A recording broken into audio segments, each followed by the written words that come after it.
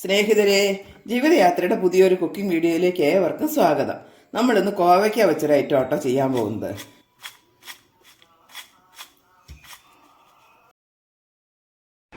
ആദ്യം തന്നെ കോവയ്ക്ക നന്നായിട്ട് കഴുകി വൃത്തിയാക്കി എടുക്കണം. അതിൻ്റെ രണ്ടറ്റവും മുറിച്ച് കളഞ്ഞതിന് ശേഷം ഇതേപോലെ ഏകദേശം ഓവൽ ഷേപ്പിൽ സ്ലൈസായിട്ട് കനം കുറച്ച് മുറിച്ചെടുക്കണം. അതായത് വാട്ടുകപ്പയ്ക്കൊക്കെ അരിയും പോലെ അങ്ങനെ അരിഞ്ഞെടുക്കുക. ഇനി അതിന് വേണ്ട ഇൻഗ്രീഡിയൻസ് എന്തൊക്കെയെന്നൂടെ നോക്കാം. എരിവിനനുസരിച്ചുള്ള മുളക് പൊടി എടുത്തിട്ടുണ്ട്,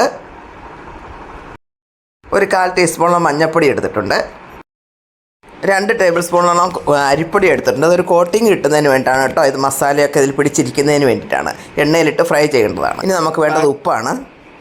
ഇത് കുറച്ച് കുരുമുളക് പൊടി, കുറച്ച് കറിവേപ്പില, ഇത് കുറച്ച് പെരിഞ്ജീരകം പൊടിച്ചത്, കായം വേണം പിന്നീട്. ഇതെല്ലാ സാധനവും എടുത്ത് വെച്ചിട്ടുണ്ട്. ഇങ്ങനെ ഇത്രയും ഐറ്റമാണ് നമുക്ക് വേണ്ടത്. ഇതുകൂടാതെ ഇനി ഓയിൽ വേണം, ഫ്രൈ ചെയ്യുന്നതിന് ആവശ്യമായ ഓയിലും കൂടി വേണം. അപ്പോൾ ആദ്യമായിട്ടൊരു പാത്രം എടുത്ത് ഒരു ബൗളിലെടുത്ത് അതിലേക്ക് കോവയ്ക്ക ഇട്ട് കൊടുക്കാം. കോവയ്ക്ക ഫുള്ളായിട്ട് ഇട്ട് കൊടുത്തതിന് ശേഷം നമുക്ക് മസാലകൾ ചേർത്ത് കൊടുക്കാം. ഇതിലേക്ക് മുളക് പൊടി ഇട്ട് കൊടുത്തു. ഇനി അടുത്ത മഞ്ഞൾപ്പൊടി ഇടുകയാണ്. ഉപ്പ് ചേർത്ത് കൊടുക്കാം. അടുത്തതായിട്ട് കുരുമുളക് പൊടി ചേർക്കാം. ഒരു 1/4 ടീസ്പൂൺ അടുത്ത് പെരിഞ്ജീരകം പൊടിച്ചത് ചേർക്കാം. അടുത്ത അരിപ്പൊടിയാണ് ചേർത്ത് കൊടുക്കുക. 2 ടേബിൾ സ്പൂണിനടുത്തുണ്ട് ഏകദേശം. അത് നമ്മളൊരു കോട്ടിങ്ങിന് വേണ്ടിയിട്ടാണ്, ഈ മുളകും മസാലയൊക്കെ അത് പിടിച്ചിരിക്കുന്നതിന് വേണ്ടി. കറിവേപ്പിലയും കൂടെ ചേർത്തു. നന്നായിട്ട് ഇളക്കി യോജിപ്പിക്കണം. ഇനി ഈ അരിപ്പൊടി മസാലയൊക്കെ കോവയ്ക്കയുടെ എല്ലാ ഭാഗത്തേക്കും എത്തിച്ചേരണം, ഉപ്പും മുളകും എല്ലാം. എന്നാൽ മാത്രമേ നല്ല ടേസ്റ്റ് ഉണ്ടാവുകയുള്ളൂ. ഇനി ഒരല്പം വെളിച്ചെണ്ണയും കൂടെ ഒഴിച്ച് കൊടുത്തിട്ട് ഒന്നും കൂടി നന്നായിട്ട് യോജിപ്പിക്കണം. എന്നിട്ട് ഒരു 10 മിനിറ്റ് സമയം, ഒരു 10-15 മിനിറ്റെങ്കിലും നമുക്കവിടെ മാറ്റി വയ്ക്കാം. ഈ മസാലയൊക്കെ ഒന്ന് പിടിക്കട്ടെ അതിൽ, അടച്ചവിടെ വയ്ക്കാം. അപ്പോൾ ഈ പരുവത്തിനായിട്ടുണ്ട്. ഒരു 15 മിനിറ്റ് ഇത് റെസ്റ്റ് ചെയ്യാൻ വയ്ക്കാം. ഒരു 15 മിനിറ്റ് കഴിഞ്ഞ് അതൊന്ന് തുറന്ന് നോക്കുകയാണ് കേട്ടോ. അപ്പോൾ നന്നായിട്ട് മസാലയൊക്കെ പിടിച്ചിട്ടുണ്ട്. ഇനി നമുക്കിതൊന്ന് ഫ്രൈ ചെയ്തെടുക്കാം. സ്റ്റൗ കത്തിച്ച് ഒരു ചീനച്ചട്ടി അടുപ്പത്ത് വെച്ച് കൊടുത്ത് ചൂടാകുമ്പോൾ ഓയിൽ ഒഴിച്ച് കൊടുക്കാം. നല്ലോണം ഇത്തിരി അധികം ഓയിൽ വേണം കേട്ടോ. ഞാനൊരു വെളിച്ചെണ്ണയാണ് ഉപയോഗിച്ചിരിക്കുന്നത്. ഓയിൽ നന്നായിട്ട് ചൂടായി വരുമ്പോൾ അതിലേക്ക് കോവയ്ക്ക ഇട്ട് കൊടുക്കുകയാണ്. ഇത് ഒരുമിച്ചിടുകയല്ല കേട്ടോ, ഞാൻ ഇത്രയും കോവയ്ക്കയും കൂടെ 2 ബാച്ചായിട്ടാണ് ചെയ്യുന്നത്. അല്ലെങ്കിൽ വെറുതെ ഓയിൽ വേസ്റ്റാക്കി കളയണമല്ലോ, മുങ്ങിക്കിടക്കണം ഓയിലിൽ കോവയ്ക്ക. അതുകൊണ്ട് ഒരുപാട് എണ്ണ ഒഴിച്ചിട്ട് പിന്നെ നമുക്കത് പിന്നെ ഉപയോഗിക്കാൻ പറ്റാത്തതുകൊണ്ട് ഞാൻ 2 ബാച്ചായിട്ടാണ് ഇവിടെ ചെയ്യുന്നത്. ഇട്ട ഉടനെ ഇളക്കി കൊടുക്കരുത് കേട്ടോ. കുറച്ച് സമയം, ഒരു 1-1.5 മിനിറ്റ് കഴിഞ്ഞിട്ട് ഇളക്കാവുള്ളൂ. അല്ലെങ്കിൽ ഇതിന് മസാല ഇളകി മുളകെല്ലാം വേറെ ആയി പോകും. അപ്പോൾ കുറച്ച് സമയം കഴിഞ്ഞ് മാത്രം ഇളക്കി കൊടുക്കുക. എണ്ണയിലേക്ക് ആക്കിയിടാം. ഇനി ചെറുതായിട്ടൊന്ന് ഇളക്കിയിട്ട് കൊടുക്കാം.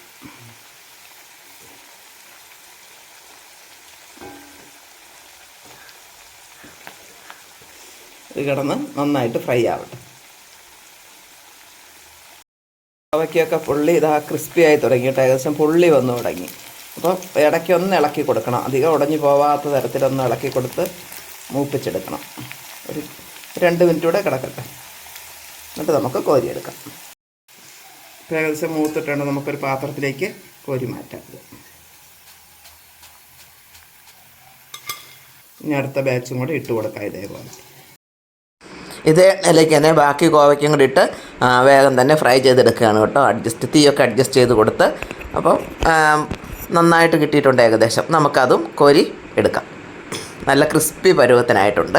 എല്ലാവർക്കും ഇത് ഇഷ്ടപ്പെടും കേട്ടോ. കുട്ടികൾക്കും എല്ലാവർക്കും കഴിക്കാൻ വളരെയധികം ഇഷ്ടമായിരിക്കും. തോരനൊക്കെ കഴിക്കാൻ പറ്റാത്ത കുട്ടികൾ ഇങ്ങനെ ഉണ്ടാക്കി കൊടുത്താൽ കഴിക്കും. നമുക്ക് ഉച്ചയ്ക്ക് കൊണ്ടുപോകുന്നതിനും ഒക്കെ നല്ലതാണ്. ഒരു കണ്ടെയ്നറിലാക്കി കൊണ്ടുപോയാൽ ക്രിസ്പി ആയിട്ട് തന്നെ ഇരിക്കും.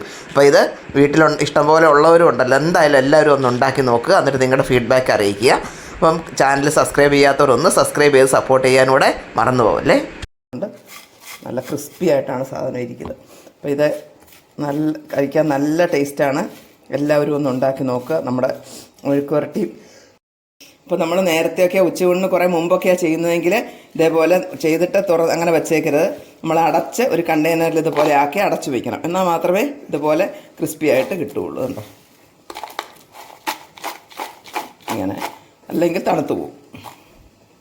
തോരനും ഒക്കെ സ്ഥിരമായിട്ടുണ്ടാക്കുന്നവർ ഇതൊന്ന് ഈ തരത്തിലൂടെ ഒന്ന് ഉണ്ടാക്കി നോക്കിയിട്ട് നിങ്ങൾ കമൻറ്റിൽ രേഖപ്പെടുത്തുക എങ്ങനെയുണ്ട് എന്നുള്ളത്.